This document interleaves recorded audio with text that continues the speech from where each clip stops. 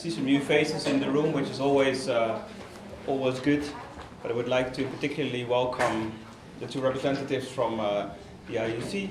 They have been working with the team, of course the team itself, that I will let them introduce in a minute, and the evaluation committee here in front of us. We'll be looking this morning in a session about alumni committees and how the World Olympians Association can learn from other alumni committees around the world on how to develop certain programs. But who better than introduce that than the team itself? So I will stop talking and give the floor to the team to take us through their project. Thanks, Bert.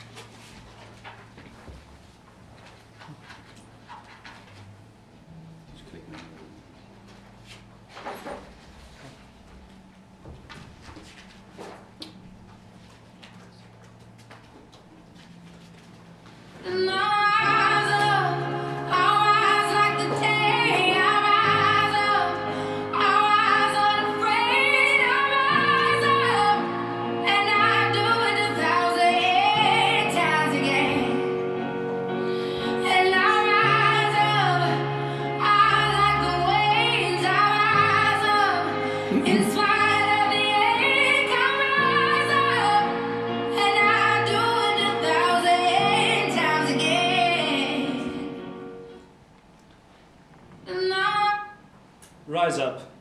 It's a dream of every athlete to rise up and be an Olympian. Once you become one, you're an Olympian forever. I myself am very proud to be an Olympian and to have experienced moments like this.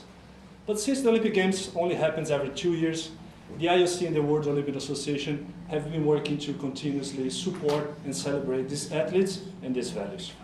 We are the IOC Olympians ASTS team project, and we've been working with the World Olympians Association for the past 8 months to help them achieve their goals. So a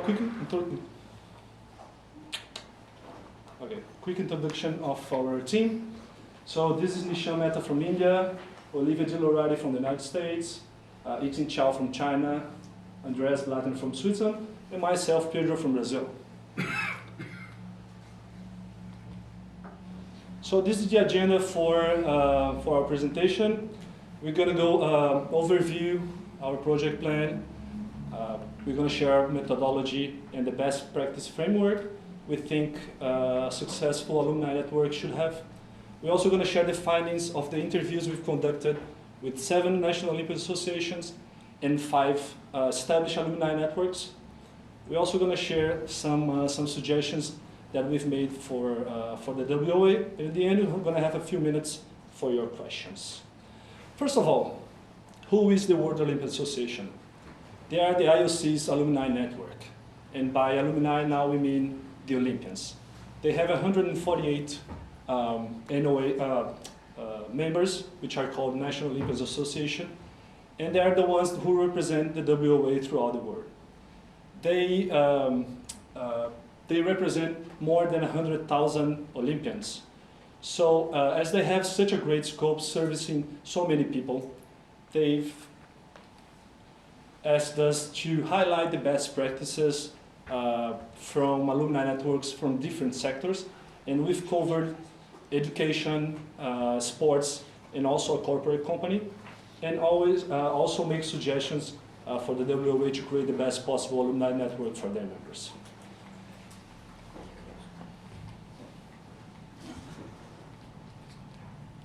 Now I'm going to hand it to Nishan, who's going to speak about the project methodology. Thank you, Pedro. Yeah, it's fine. Once again, good morning, everyone. And so our project was divided into 3 phases. The first one being the desk research, where we tried to find out the best practices which are followed across the alumni networks. Second was on the interviews. As Pedro mentioned, we interviewed 7 NOAs and 5 alumni networks. And finally, it was about topics of discussion and analysis, and then providing recommendations to the World Olympians Association on what could be the way forward.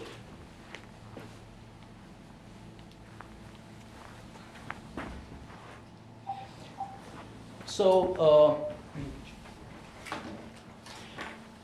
what you see on your screen right now is a best practice framework which we derived from our research. And it can be divided into operational tools, which are more about management perspective, and engagement tools, which talks about engaging with the alumni. We used these 9 points to frame our questionnaires for our interviews.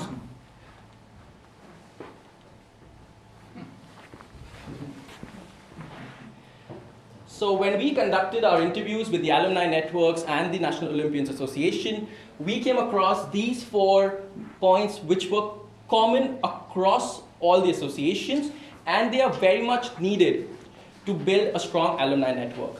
And those points are data management, value proposition, communication, inform, and educate. Let me tell you the beginning itself that these 4 points, or these 4 best practices, have formed a core of our presentation and our entire research project. To start off with, I'll just give you a quick definition of what these 4 points mean. The first being data management. Data management talks about having a strong database and ensuring that your database is up to date and you have all the relevant and present information of your alumni. The second is on value proposition, which talks about what is the value that is derived by the alumni from the network. The third talks about communication, which is how often is the alumni network communicating to the alumni and how relevant and personalized those information is or are. And finally, inform and educate. So this would be more about, is the alumni network being successful in informing their alumni about the programs they conduct? And have they done their job to educate the prospective alumni or the present students or the present members to educate them about their programs? So as Pedro mentioned, we spoke to 5 alumni networks, and there's a diverse group, which is the colleges, the MNC, and the 2 sports organizations. So in my next section, what I will discuss is keeping those 4 pointers, which were data management, value proposition, communication, inform and educate, and how some of the successful networks are actually practicing those 4 points. To start off with data management, so when we spoke to IMD, they say that they have an alumni homepage where if you don't sign up for 4 months or you don't log in for 4 months, then they automatically ask you to update your data or your relevant or your current information. This helps them to make sure that the information provided or the information available of the alumni is up to date. The second is value proposition, and here we speak about LA Rams. So they believe that there is a 3-way approach to keep the alumni connected. The first being the feeling or a sense of nostalgia, which is when the athlete represented his club or his country, can we again get him into the same atmosphere which he lived when he was an athlete? If I could relate it with the case of the Olympians, can we once again make sure that the Olympians, when they competed, can they relive some of those memories? The second part is about, which talks about the feeling of exclusivity. And in this, they believe that what are the exclusive benefits the network is providing to the alumni. And finally, it's about the value, which is how important does an alumni feel, or how important is the alumni made to feel by the network. Anyone remembers the third point? Data management, value proposition, communication.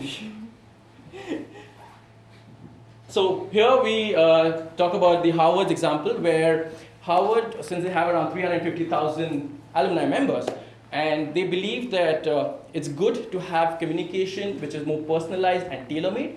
So even though they have web portals and a lot of other online platforms to communicate, they also make sure that there are paper leaflets or paper brochures which are sent across so that the people who are not that tech savvy can also read about what's the latest happenings in Harvard.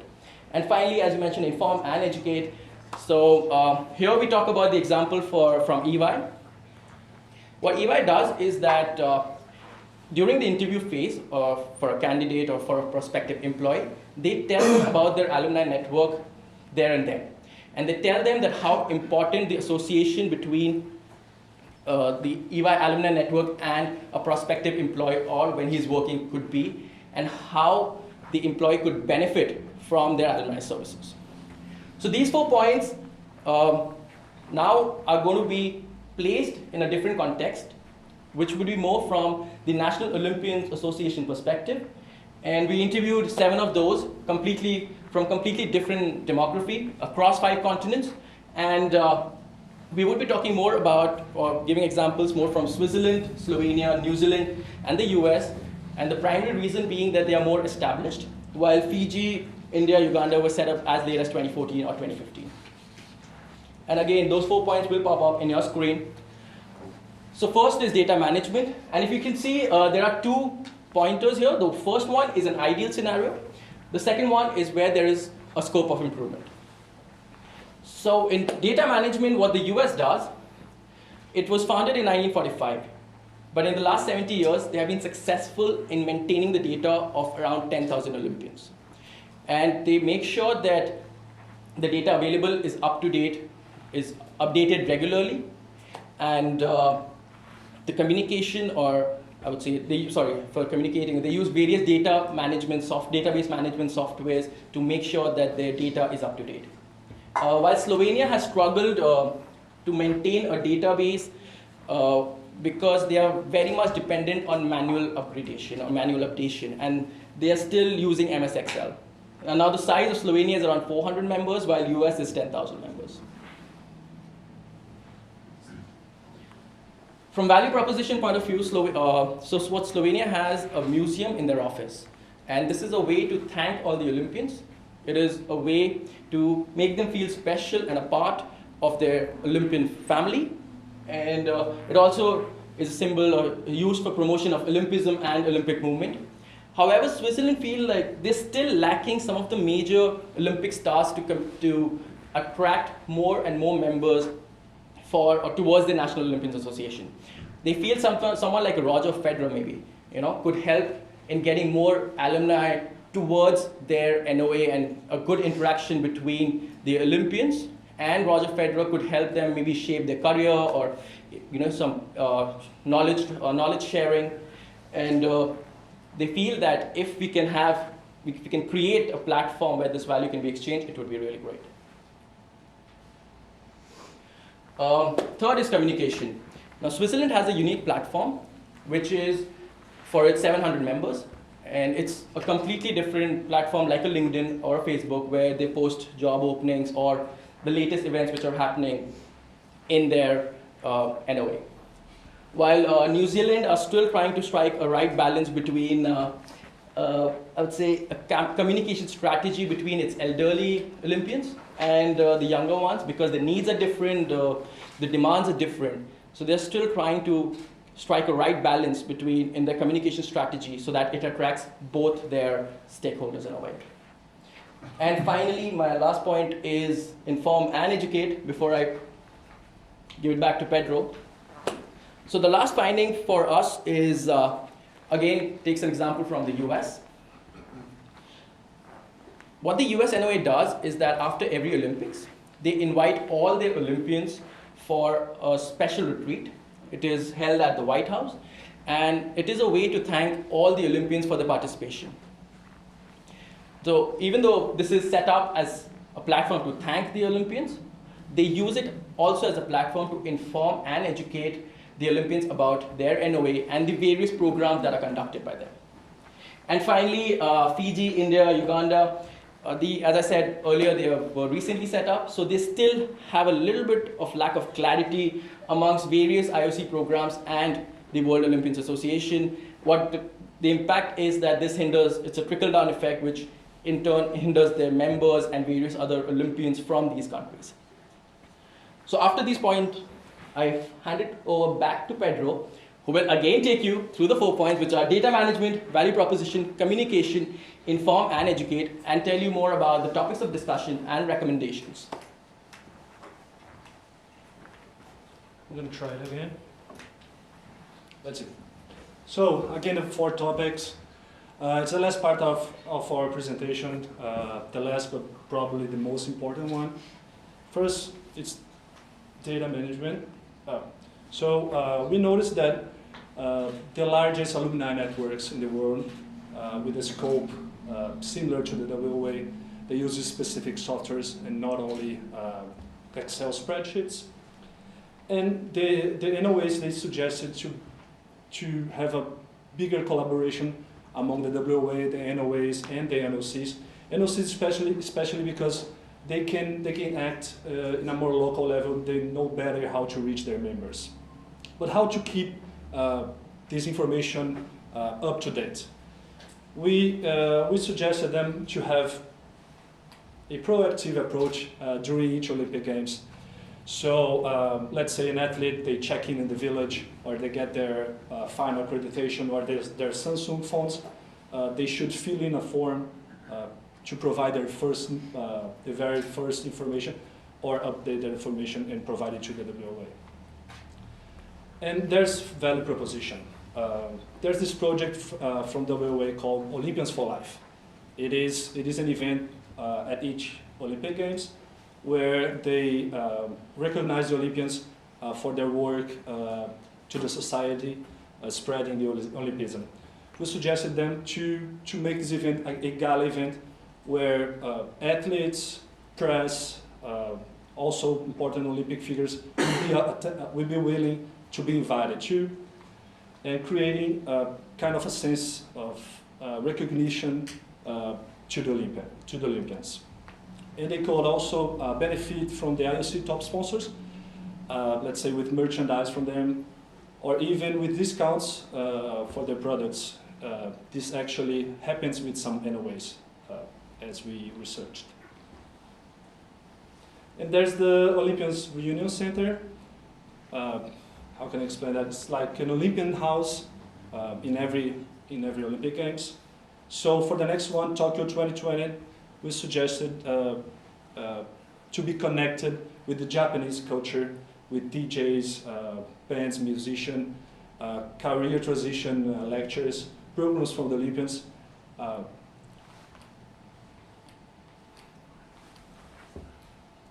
Creating an exclusive experience for them. Third is communication. So the NOA suggested that there should be a differentiation between the IOC programs and the WOA. So this avoids confusion and also helps to use the IOC resources more effectively. There should be exclusive Facebook and LinkedIn groups for both NOA members and Olympians to share ideas, to share developments, to create a sense of belonging. And the NOAs and the alumni networks also spoke about the importance of surveying. It is key to know who your members are, what their needs are, what their expectations are, and also what they've been doing lately. That's very important. So last one is inform and educate. We noticed that a great part of the Olympians don't even know about the existence of both organizations, NOAs and WOA. The NOA suggested to be more in a constant contact with the WOA to share the funding grants, new ideas, accomplishments. And we developed the idea that the WOA shared with us. It's called the Continental Development Officers. They would represent the NOAs in their continents. So they would keep the communication flow between the NOAs, the WOA. They also should help form new NOAs in their continents. They should be an Olympian, and they report directly to the NOAs. And they would also organize an annual event in their continent, gathering all the NOAs. So I spoke about a lot of suggestions. So if someone asks us, what are the very first steps for the WOA to improve their network. For us, first of all, they should improve their structure, both financially and human resources, and then have a clear definition of the roles of each stakeholder. Let's say WOA, IOC, Olympians, NOAs, NOCs. Everyone, also maybe top sponsors as well, everyone knows exactly what to do. And after that established, then they can create and start servicing better the Olympians and creating a better alumni networks for the Olympians and myself. So that's it. Thank you very much for being here this morning. And now we're going to answer your questions. Thank you.